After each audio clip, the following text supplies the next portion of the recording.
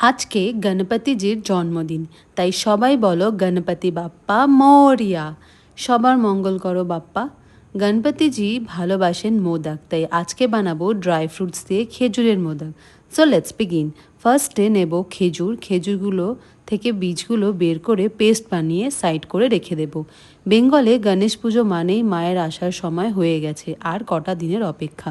আমাদের কাছে সব পুজোর আগমন এটাই, তাই খুব ভালোভাবে গণপতিকে আমরা ওয়েলকাম করি। একটি প্যানে আমন্ডস আর কাজু একটু হালকা রোস্ট করে ক্রাশ করে নেব। এবার একটি প্লেটে খেজুর পেস্ট আর ড্রাই ফ্রুটস ক্রাশ করা দিয়ে মিক্স করব। ওপর থেকে ড্রাই রোজ পেটেলস ছড়িয়ে দিয়েছি। যেহেতু হাতে বানাতে জানি না, তাই একটা মোদক মোল্ডার কিনেছি। তোমাদের লিঙ্কের প্রয়োজন হলে কমেন্টে জানিও। এর হেল্পে অনেক ইজিলি বানিয়ে নিয়েছি মোদক। এবার একটু ভেতরে ঘি দিয়ে ব্রাশ করে নিয়েছি। এবার পুরটা ভরে মোল্ডারে লক করে প্রেস করে দিলেই হয়ে যাবে মোদক। এক্সট্রা সুগার ছাড়াই বানিয়ে ফেলেছি খেজুর দিয়ে মোদক। কেমন লাগলো গণপতিজির জন্মদিনের বিশেষ রেসিপি কমেন্টসে জানিও।